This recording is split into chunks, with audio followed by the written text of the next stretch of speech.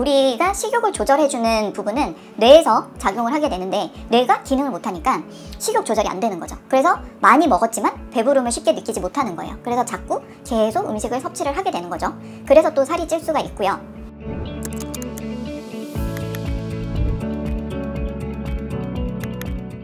안녕하세요. 여러분의 머리끝부터 발끝까지 새롭게 새로운 언니예요. 반갑습니다. 여러분, 올해도 벌써 한 달도 남지 않았는데요. 그러면서 요즘에 모임들 많이 하시잖아요. 연말 모임 하면 빠질 수 없는 게 바로 술자리죠. 그래서 오늘은 연말 모임 다이어트, 술자리 다이어트에 대해서 이야기를 한번 해볼까 합니다. 요즘에 계속 매일매일 술자리가 많아서 연말 모임 때문에 살쪘어요 하시는 분들 많은데요. 그렇다고 하면 왜 술을 마시면 살이 찌는지 한번 먼저 생각해 볼게요. 첫 번째로 술도 칼로리가 있어요. 1g당 7kcal라는 술도 열량을 가지고 있기 때문에 많이 드시면 드실수록 칼로리가 높아지죠. 그럼 당연히 살이 찔 수밖에 없는 거예요. 그리고 또 생각을 해보면 술을 마시고 나면 늘 우리가 한번 되짚어 보면 아이스크림을 먹는다든지 달달한 음료, 커피나 이런 것들을 드신다든지 늘 해장한다고 이제 라면을 많이들 드시잖아요. 이런 게 음식이 그만큼 당기니까 많이들 찾으시게 되는데요. 그 이유를 보면 술을 마시면 일단 알코올을 간에서 분해를 하기 때문에 간에서 일을 많이 하게 되죠. 그러면 원래 간이 하는 역할인 당을 합성하는, 포도당을 합성하는 일을 하는데 이 일을 못하게 돼요. 그러면 포도당을 합성을 하지 못하면 당이 떨어지게 되죠. 그래서 우리 몸은 혈당이 떨어지니까 자꾸 또 음식을 섭취하게 되는 거예요. 그렇기 때문에 단 음식을 찾게 되고요. 또 한 가지는 또 지방 분해가 간에서도 기능을 하거든요. 근데 지방 분해도 안 하게 되고 일단 알코올 분해부터 이루어지는 거죠. 그러면 우리 몸은 혈당이 떨어져서 당은 자꾸 찾게 되고 그래서 단 음식은 먹고 근데 지방도 또 분해가 안 돼요. 그렇기 때문에 먹는 즉시 계속 몸에 쌓이게 되겠죠. 그래서 살이 찌게 되는 것이고요.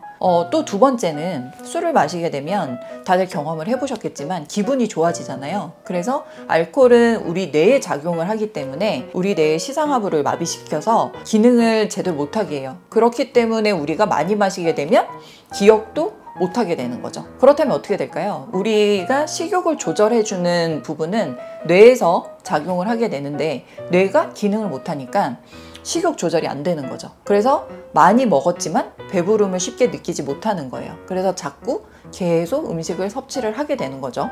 그래서 또 살이 찔 수가 있고요. 그리고 마지막 세 번째는 같은 말의 반복일 수는 있지만 술을 드시게 되면 늘 따라오는 게 안주예요. 그쵸? 당이 떨어져서 음식을 찾게 된다라고 말씀을 드렸잖아요. 특히나 이제 당과 관련된 탄수화물 음식을 많이 찾게 되고요. 그래서 뭐 튀김류라든지 탄수화물, 그 다음에 자극적인 음식, 이런 음식들을 많이 드시게 되는 거죠. 그러다 보면 살이 찔 수밖에 없는 거고요. 그러면 이제부터는 술자리 다이어트를 한번 어떻게 하면 되는지 이야기를 해보겠습니다.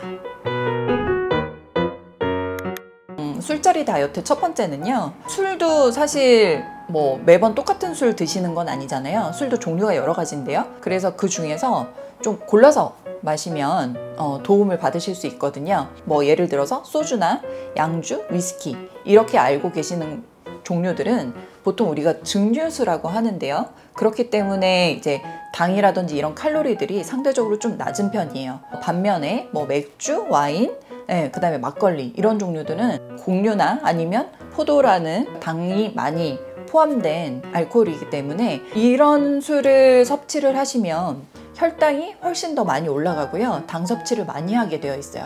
그래서 칼로리도 조금 더 높고요.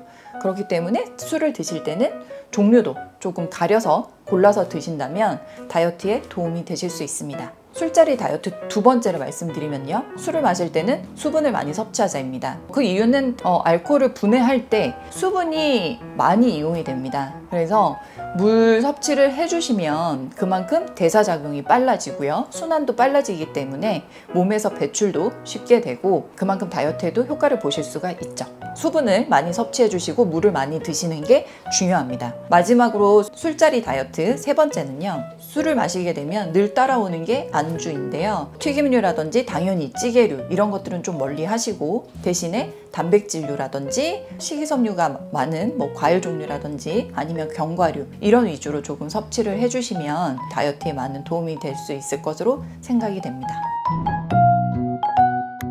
그래서 오늘은 연말을 맞이해서 연말 모임 술자리 다이어트 어떻게 하면 좋을지에 대해서 한번 알아봤고요. 술자리 다이어트 첫 번째, 술을 골라서 마시자. 증류수 위주로 마시자. 네, 이렇게 말씀을 드렸고, 두 번째는 술 한잔 할 때 물 한 잔 마시자. 그래서 충분히 수분을 보충해주자 라고 말씀을 드렸습니다. 그리고 마지막 세 번째는 안주를 식이섬유가 풍부한 견과류나 아니면 단백질 위주로 섭취를 하자 였고요.